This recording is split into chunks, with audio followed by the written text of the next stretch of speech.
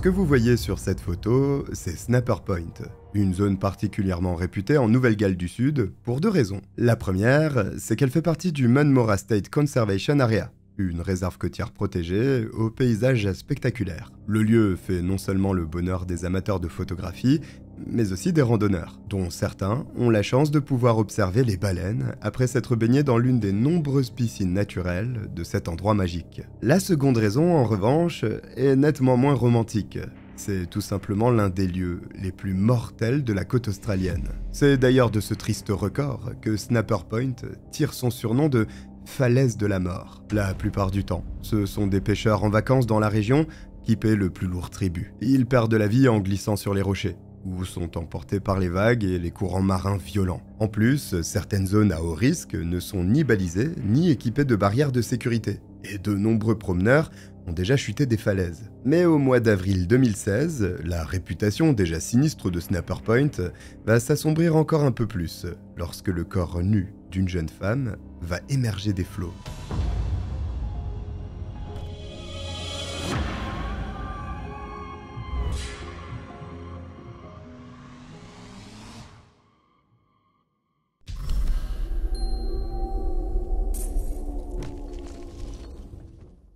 Bonjour à tous, je suis le Cogiteur, bienvenue pour cette nouvelle affaire criminelle, et j'ai d'ailleurs l'impression que c'est pas prêt de s'arrêter de sitôt, tellement il y a de crimes chaque jour. Mais bon, si vous appréciez découvrir ce genre d'enquête, n'hésitez pas à vous abonner, ça m'aide énormément, merci à vous. Il est aux alentours de 10h30 ce jeudi matin, lorsque plusieurs pêcheurs, tranquillement installés en haut des falaises, remarquent quelque chose d'inhabituel quelques mètres plus bas. Oh, avec un peu de chance, c'est mon pouvoir d'achat. Dans un bassin rocheux, ils aperçoivent une sorte de masse enveloppée dans une bâche noire et battue par les flots. Ah, je pense pas que ce soit mon pouvoir d'achat, ça. Très vite, le petit groupe comprend que la taille et la forme ne correspondent ni à un animal, ni à un objet. C'est sans aucun doute un corps humain. Ils appellent aussitôt les forces de l'ordre, persuadés de se trouver tristement devant une énième victime des falaises de la mort. Sauf que cette fois-ci, c'est bien différent d'une chute accidentelle. Ça, on le comprend dès que le corps de la jeune femme est tiré hors de l'eau. Il est en effet lardé de coups de couteau. Dès le premier coup d'œil, les policiers réalisent que la pauvre victime de ce meurtre brutal s'est défendue comme une diablesse contre son agresseur. Elle a été poignardée dans la nuque à plusieurs reprises. Mais elle porte aussi d'innombrables plaies défensives sur les bras, les poignets et les mains. Elle a lutté avec la force du désespoir. Afin de lui rendre justice, et surtout d'appréhender l'individu responsable de cet acte d'une violence rare, une unité spéciale du nom de Strike Force Elise est formée le jour même. Elle est composée de détectives expérimentés du commandement des enquêtes criminelles de Sydney, chargée en premier lieu d'identifier la victime. Or, pour le moment, tout ce que l'on sait, c'est qu'elle est jeune. Supposément âgée de 20 à 30 ans, qu'elle mesure 1m70, a les cheveux bruns et est d'origine asiatique. Aussi, elle ne semble pas avoir séjourné dans l'eau très longtemps. Comme elle est découverte totalement nue, on ne dispose d'aucun autre indice. Le processus d'identification s'avère donc particulièrement compliqué. Mais c'est une nécessité pour retracer les événements ayant conduit au crime. Les détectives de l'unité spéciale commencent leur enquête en publiant une reconstitution numérique du visage de la jeune femme. Ils espèrent ainsi qu'un membre de sa famille, des amis ou même des collègues de travail pourrait tomber sur cette image et la reconnaître, ce qui serait le meilleur et le plus simple des scénarios. Mais cette méthode ne remporte pas le succès escompté. Il en va de même avec le témoignage des pêcheurs, qui n'apportent rien de plus, hormis ce qui a déjà été dit. Ils s'adonnaient à leur passe-temps ce matin-là, lorsque leur regard a été attiré par le corps flottant en contrebas. À part ça, personne n'a rien remarqué d'étrange ou d'inhabituel. Les agents commencent donc à recouper toutes les affaires de personnes disparues récemment dans la région avec le cadavre de la jeune femme de Snapper Point. Seulement, là encore, ils ne trouvent aucune correspondance. Pourtant, tout ce travail de recherche va bientôt payer, car 2 jours plus tôt, à Campsie, une banlieue sud de la ville de Sydney, un couple rongé par l'inquiétude a franchi les portes du poste de police. Ce quartier résidentiel et multiculturel a la particularité de compter une importante communauté asiatique. Et c'est justement le cas de la femme qui se présente ce jour-là, accompagnée de son mari. Elle est d'origine chinoise, tout comme sa nièce censée vivre avec eux, mais dont ils n'ont plus aucune nouvelle depuis la veille au soir. Elle s'appelle Michelle Leng. Elle suit des études de comptabilité à l'Institut de technologie de Sydney, a 25 ans et mesure 1m70. À cet instant, le cadavre de la victime non identifiée n'a pas encore été découvert à Snapper Point. et on récupère simplement le signalement de la disparition. Mais dès lors qu'ils prennent connaissance de l'enquête menée par l'unité spéciale, 3 jours plus tard, les policiers de Campsie contactent leurs collègues de Sydney pour leur faire part des similitudes flagrantes qui existent entre les deux affaires. En recoupant leurs informations, les forces de l'ordre parviennent à la conclusion qu'il s'agit bien d'une seule et même personne. Michelle Leng. Cette identification nécessite toutefois d'être légalement confirmée, ce qui sera fait dans la journée, grâce à l'analyse de son dossier dentaire. Alors pour ceux qui ignorent comment ça fonctionne, l'identification dentaire, c'est tout bête. La police scientifique se rend chez votre dentiste et compare la dentition de votre cadavre avec celle du dossier du cabinet. Et de cette façon, on sait si c'est vous. Enfin vous, je suis pas en train de dire que vous êtes des cadavres, c'était pour l'exemple. J'espère bien qu'il n'y a aucun cadavre qui me regarde. Le lendemain, 4 jours après le signalement de la disparition de Michelle Leng, on rapporte l'indicible à la famille. Quelqu'un a ôté la vie à celle qu'ils chérissent tant. Le meurtre est alors reclassé comme « Major Homicide ». En anglais, cela désigne certaines affaires très graves ou sensibles et qui nécessitent des ressources spécifiques. Cette classification implique souvent des critères tels qu'une victime particulièrement vulnérable, des actes de torture, un impact médiatique important ou encore un risque conséquent pour la population, comme ça pourrait être le cas avec un tueur en série. En ce qui concerne Michelle, les forces de l'ordre craignent déjà une récidive de la part du meurtrier. Mais en tant qu'étudiante étrangère, c'est aussi sa vulnérabilité ainsi que l'impact de son crime sur la communauté asiatique vivant sur le territoire qui lui vaut d'être repris par l'Homicide Squad, l'unité spécialisée de la police australienne. À eux, à présent, de retracer l'histoire de la jeune étudiante et de comprendre qui elle était afin de refaire le cours des événements et, peut-être, s'offrir une chance d'attraper un dangereux tueur.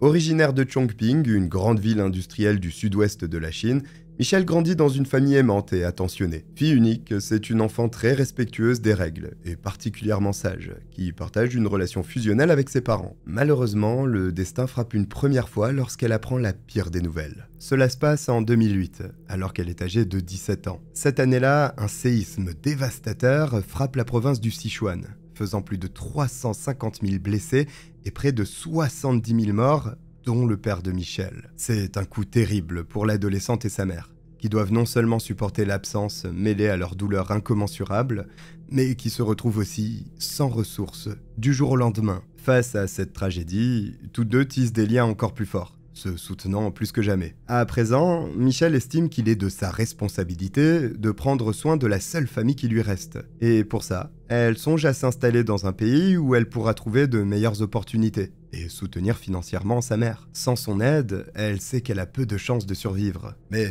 où partir? Grâce à ses très bonnes notes à l'école, elle n'a que l'embarras du choix. L'Angleterre, vu le niveau culinaire, non. Les États-Unis? Les universités tir au pigeon, c'est pas trop pour elle. La France alors? Oui, mais se taper des matchs de Ligue 1, non merci. C'est finalement sur l'Australie que son regard se porte. Ce pays est connu pour ses universités prestigieuses dans le domaine des sciences et des affaires. Le cursus que vise justement Michelle. Mais en plus, la destination est moins éloignée de la Chine que les États-Unis par exemple, ce qui permettra à la jeune femme de revenir voir sa mère de temps en temps, sans pour autant se ruiner. Enfin, l'une des principales raisons ayant motivé ce choix, c'est que la tante maternelle de Michelle, dont le nom n'a pas été divulgué, vit déjà dans une banlieue de Sydney, Campsie. Et ce qui tombe encore mieux, c'est que le quartier ne se situe qu'à 13 km de UTS, l'université dans laquelle elle compte poursuivre ses études. En ayant vent de ce projet, la tante de Michelle se propose tout de suite de l'héberger tout le temps qu'elle voudra. La situation est idéale. L'étudiante s'épargnera le prix d'un loyer, ce qui lui permettra d'envoyer bien plus d'argent à sa mère pour l'aider à s'en sortir. C'est donc surexcitée par cette nouvelle vie, des rêves plein la tête mais aussi beaucoup d'espoir,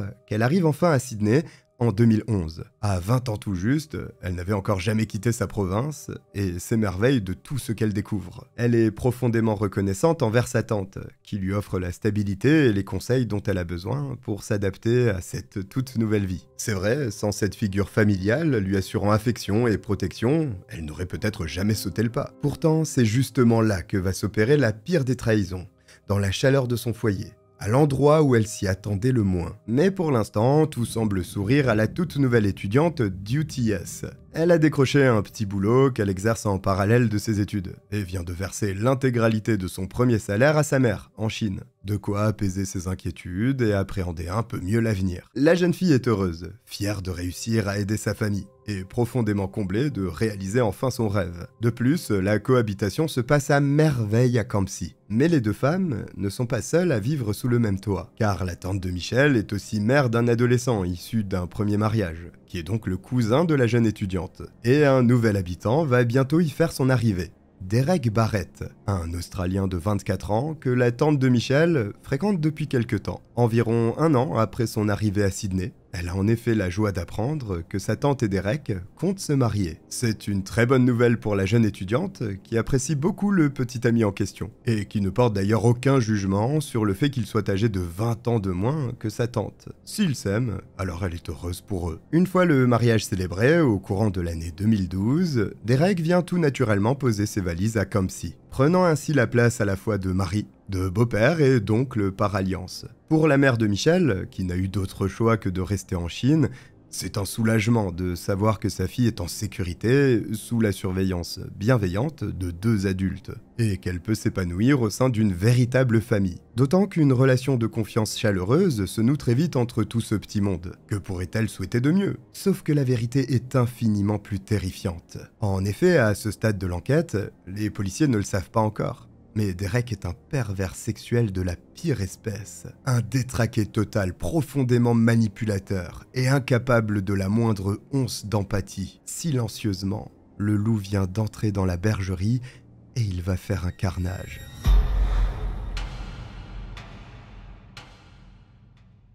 L'image du beau-père et de l'oncle idéal, c'est quelque chose que Derek cultive à la perfection. Technicien en informatique de formation, l'homme occupe déjà un emploi stable à Sydney, lorsqu'il épouse la tante de Michel. Au premier abord, c'est quelqu'un de gentil, discret, et à qui on peut se fier sans le moindre problème. D'ailleurs, le fait est que tout le monde l'apprécie. Une enfance on ne peut plus commune, une vie banale avec ses joies et ses peines, un quotidien qui glisse tranquillement jour après jour. Bref, vous l'aurez compris, le parfait monsieur tout-le-monde, c'est lui. Pourtant, dès qu'il fait la rencontre de Michel, Derek développe instantanément une obsession malsaine à son égard. Il est littéralement obsédé par la jeune et jolie étudiante, et se met à fantasmer en secret sur tout ce qu'il pourrait lui faire s'il parvenait à la soumettre à ses désirs. Et ce, de gré ou de force. Sans que personne ne s'en aperçoive, il l'observe, la fixe pendant de longues minutes, en glissant ses œillades obscènes sur ce corps qui se promène sous ses yeux à longueur de temps. Pour lui, c'est de la provocation pure et dure.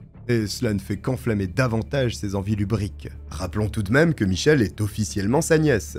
Mais franchement, c'est pas ce détail qui va arrêter Derek. Au contraire, plus les jours passent, plus ses envies perverses le dévorent de l'intérieur. Le simple fait de s'imaginer en train d'abuser d'elle lui procure un plaisir tel qu'il agit comme une drogue dans son cerveau. Et comme tout bon accro, il a plus dans l'idée d'augmenter sa dose que de se sevrer. Peu à peu, Derek commence donc à mettre certaines choses en place. Un jour, alors que sa femme s'est absentée pour son travail, l'informaticien attend patiemment que Michel parte pour l'université et que son beau-fils se rende à l'école. Tremblant d'excitation, il se jette alors sur le colis encore scellé et qu'il avait pris soin de cacher.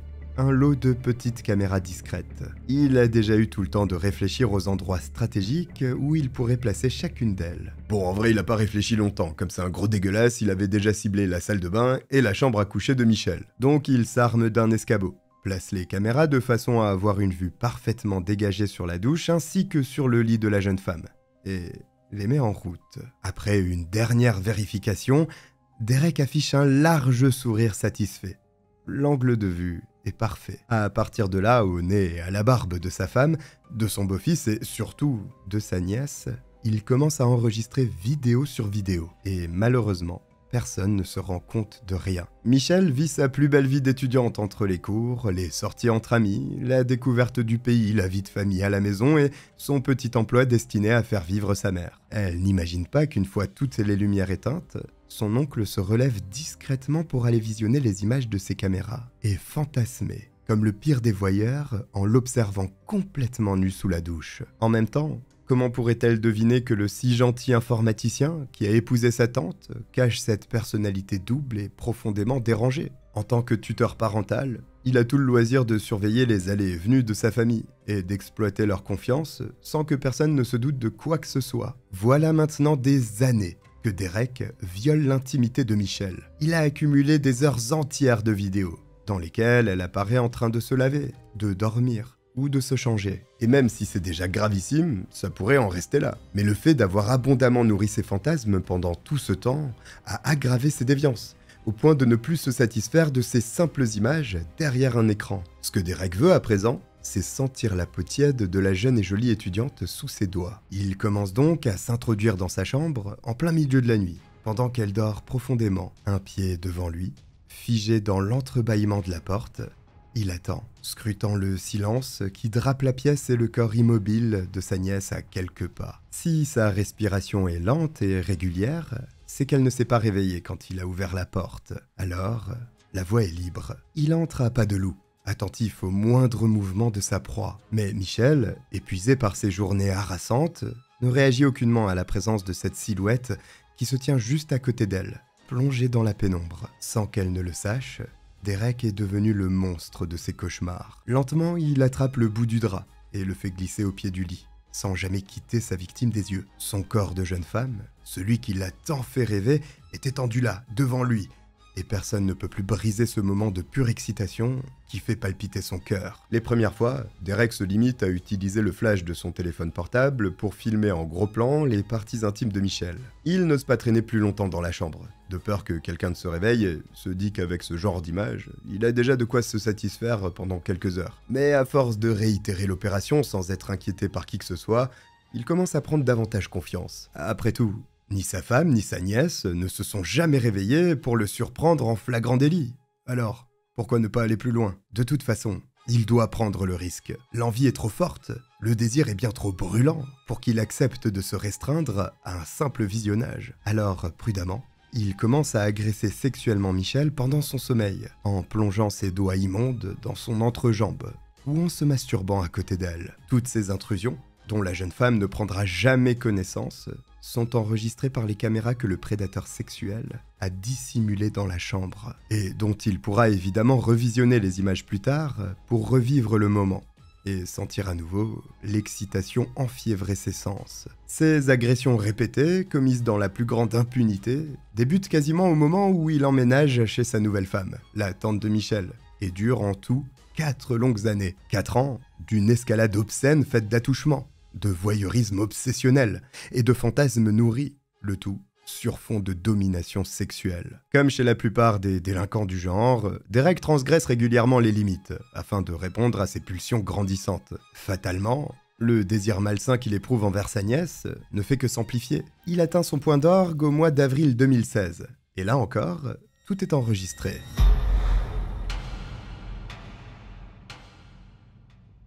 Derek est comme un lion en cage, même si ça reste un connard fini. Depuis quelque temps maintenant, il ne pense plus qu'à une seule chose, la façon dont il doit agir pour prendre possession de sa nièce. Et cette fois-ci, ce ne sera plus l'affaire de quelques caresses. Non, il a bien l'intention d'avoir un vrai rapport avec elle. Ce qui implique forcément qu'elle va se réveiller s'il agit dans la nuit, comme il en a la sinistre habitude. Il rumine sa frustration des jours durant, cherchant le meilleur moyen d'arriver à ses fins. Car si personne ne l'a encore dénoncé pendant ces 4 ans, c'est parce que Michelle ignore tout de la vérité. Cela veut dire que s'il veut aller jusqu'au bout, il devra la tuer. Mais qu'importe, l'envie est plus forte que tout. À cet instant, Derek n'est plus qu'un animal réagissant à ses plus bas instincts et prêt à tout pour assouvir ses pulsions. À ses yeux, Michelle n'est de toute façon rien de plus qu'un objet sexuel, qu'il utilise comme bon lui semble, et quand il en a envie.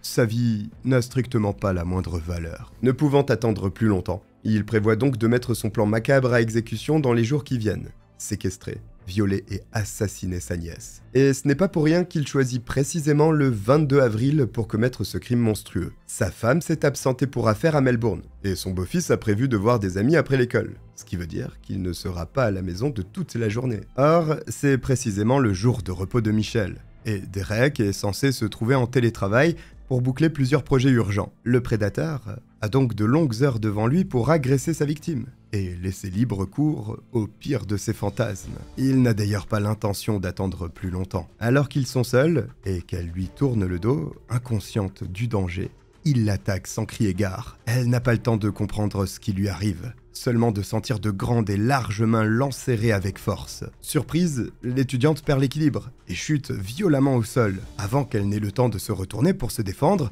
son oncle lui entrave la bouche avec du ruban adhésif et lui attache les pieds et les mains. La pauvre essaie tant bien que mal de gesticuler pour se débarrasser de ses liens, de crier et de supplier du regard celui en qui elle avait toute confiance.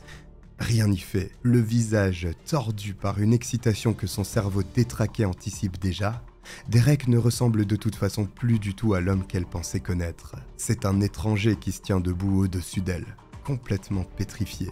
Un monstre, au regard noir et profondément malsain. Il la soulève, monte à l'étage et la jette sur son lit, tandis qu'elle essaie encore de tout faire pour sauver sa vie. Terrorisé à l'idée de ce qui va lui arriver, il s'arme de son téléphone et la photographie pour immortaliser l'instant. En tout, Derek prend 17 clichés de la jeune femme ligotée et bâillonnée, captivant pour toujours le reflet de terreur qui passe devant ses yeux remplis de larmes. Durant des heures qui vont lui sembler être une éternité, son oncle abuse d'elle à de multiples reprises, la frappe et la torture. Pourtant, à cet instant, elle aurait encore pu être sauvée. En effet, son cousin repasse chez lui dans la journée, contrairement à ce qu'il avait prévu. À l'étage, Derek panique sans aucun doute en entendant la porte d'entrée. Mais il se contente de refermer la chambre de Michel et de se rendre dans la salle de bain en ouvrant le robinet de la douche. Sauf que le cousin de Michel reste près de 3 heures chez lui. Et pendant tout ce temps, Derek attend patiemment, cloîtré dans la salle de bain, priant pour qu'il ne lui vienne pas à l'idée de se rendre dans la chambre de sa cousine. Si c'était le cas, tout s'écroulerait pour lui. Son petit plan parfait tomberait à l'eau avant qu'il n'ait pu arriver au bout de celui-ci, et il finirait certainement ses jours en prison. Malheureusement pour elle, la jeune femme est trop solidement attachée et trop bien bâillonnée pour que son cousin puisse un instant se douter de ce qu'elle est en train de subir juste au-dessus de sa tête. En revanche, il se demande tout de même ce que son beau-père peut faire pendant 3 heures sous la douche, et va frapper doucement à la salle de bain pour lui demander si tout va bien. Derek répond par l'affirmative. Alors il redescend, en passant devant la porte fermée de la chambre de Michel. La scène est assez atroce à imaginer, et pourtant, c'est réellement ce qu'il se produit. Si la pauvre avait seulement réussi à faire tomber un objet ou crier à travers son bâillon, nous ne serions sûrement pas en train d'en parler aujourd'hui. Suite à cette visite inopinée, Derek ressort de la salle de bain, et d'une façon totalement immonde, reprend ses affaires là où il les avait laissés. Le 24 avril, vers 4h du matin, il conduit sa nièce toujours vivante à Snapper Point. Là, il lui assène plusieurs coups de couteau dans la gorge.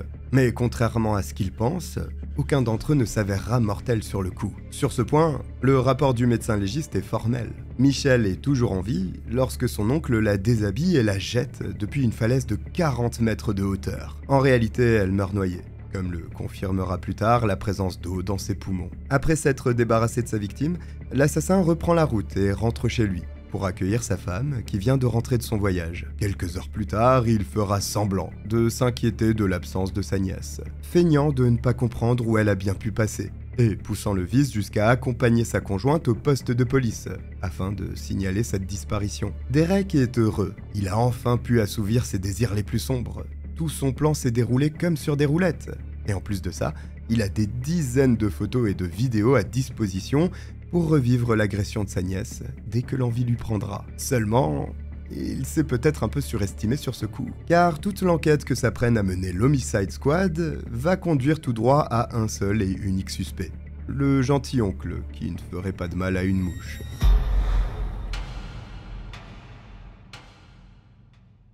Comme c'est un membre de la famille proche et qu'il fait aussi office de figure paternelle, Derek est l'un des premiers à être entendu dans le cadre de la disparition de sa nièce. Il raconte aux policiers qu'il n'a effectivement pas vu la jeune fille depuis le soir de sa disparition, le 22 avril. Selon lui, elle était de sortie avec des amis. À son réveil le lendemain, vers 10h du matin, elle n'était toujours pas rentrée. Il en a logiquement conclu qu'elle était soit déjà repartie on ne sait où, soit qu'elle avait veillé tard et avait fini par dormir chez une copine à elle. Et pour prouver sa bonne foi, il montre même aux enquêteurs les SMS qu'il a envoyés à sa femme, alors en voyage d'affaires, dans lesquels il dit qu'il s'inquiète de ne pas avoir vu Michel de toute la journée. C'est vrai qu'ils tombent bien ces textos. Ils sont bien écrits, avec ce qu'il faut d'incertitude et de stress, mais pas trop non plus, pour ne pas éveiller les soupçons. Ils sont parfaits, et Derek est plutôt fier d'avoir pensé à ce petit détail qui, selon lui, appuie sans contexte sa version des faits. Eh oui, comme il a écrit noir sur blanc qu'il s'inquiétait.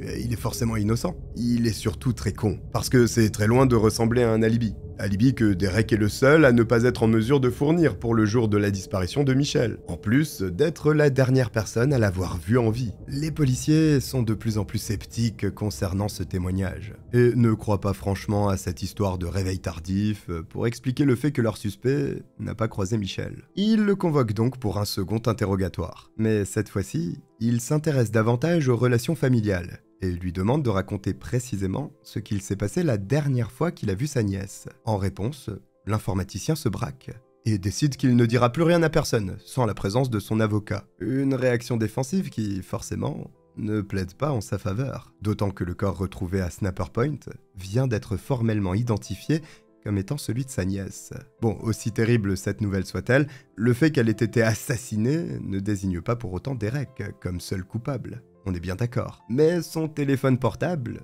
si. Car dès lors qu'ils se saisissent de l'affaire et qu'ils prennent connaissance du dossier en cours, la première chose que font les hommes de l'Homicide Squad est de retracer le bornage du portable du suspect. Ce relevé le place précisément sur les falaises de Snapper Point, quelques heures avant que le corps sans vie de Michelle ne soit découvert. Quelle étrange coïncidence. Bien sûr, on soumet ce détail au principal intéressé en lui demandant de s'expliquer. Mais ce dernier soutient qu'il n'a jamais mis les pieds dans cette zone, et qu'il ne comprend pas ce que son téléphone faisait là-bas. Bah oui, certainement que le portable a eu une envie soudaine de se faire une petite promenade sur les rochers, et qu'il a donc pris la voiture tout seul comme un grand pour s'y rendre. Et c'est sans doute aussi pour cette raison que la voiture de Derek apparaît sur les images de vidéosurveillance d'une caméra près de Snapper Point, aux premières heures du 24 avril. Mais le suspect, qui a décidément réponse à tout, se défend en arguant que les images sont trop floues pour l'affirmer. La plaque d'immatriculation est illisible. Il pourrait donc s'agir du même modèle de voiture appartenant à quelqu'un d'autre.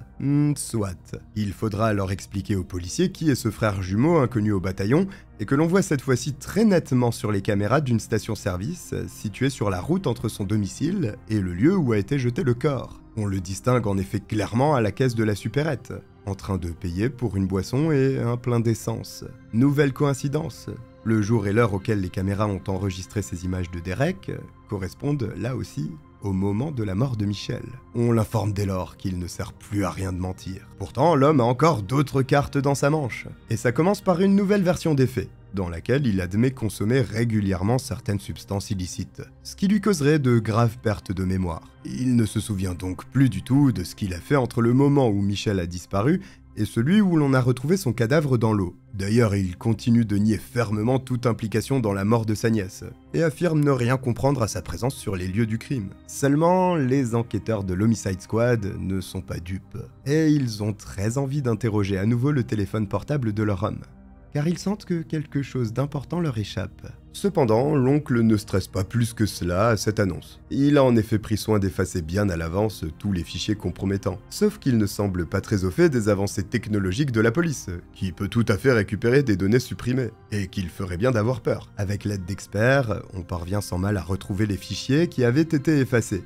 et qui laissent tout le monde sous le choc. Les agressions dans la chambre de sa nièce la nuit, les images prises à son insu pendant qu'elle se douchait ou se changeait, toutes ces photos et vidéos immondes courent sur quasiment 4 ans. C'est alors que les enquêteurs prennent conscience de la terrible réalité. Derek est un véritable prédateur sexuel qui a mené une double vie secrète pendant tout ce temps, manipulant son entourage dans le seul but de cacher ses fantasmes déviants et son attirance obsessionnelle pour sa nièce. Grâce aux photos prises le matin même de la mort de Michelle, sur lesquelles on la voit nue, ligotée et bâillonnée, mais toujours vivante, l'implication de Derek ne fait plus aucun doute. Mais elle revêt aussi un aspect encore plus abject lorsque l'on pense au fait que la jeune étudiante avait une entière confiance dans cet oncle qui aurait dû veiller sur elle, et non devenir son bourreau. À ces preuves plus qu'accablantes, s'ajoute aussi l'analyse de son historique internet, grâce auquel on s'aperçoit qu'il a fait de nombreuses recherches récentes, telles que comment accéder à Snapper Point, que devient un corps dans l'eau salée, combien de temps met un cadavre à remonter à la surface,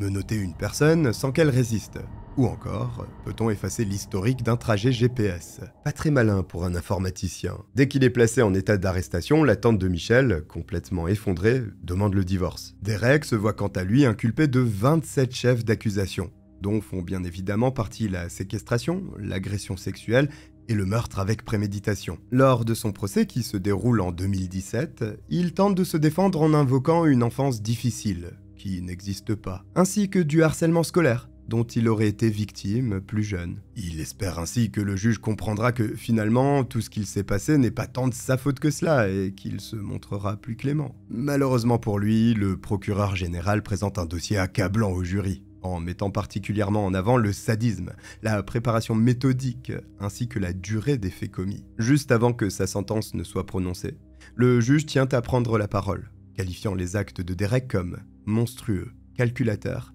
et totalement inhumain. Il est finalement condamné à une peine de 66 ans de prison, dont 43 incompressibles, ce qui signifie qu'il ne pourra pas demander de libération conditionnelle avant 2059. À cette date, il sera alors âgé de 70 ans. Heureusement, il y a fort à parier qu'il termine sa vie en prison, au vu de la gravité du crime et de sa planification méticuleuse. Au-delà de la douleur de toute une famille et d'une mère à qui la vie aura tout arraché, cette histoire tragique a créé un véritable traumatisme national, dont on parle encore, et qui ne s'atténuera sûrement pas avant de très longues années. Voici pour cette affreuse affaire criminelle. Si vous êtes arrivé jusqu'au bout, écrivez falaise en commentaire.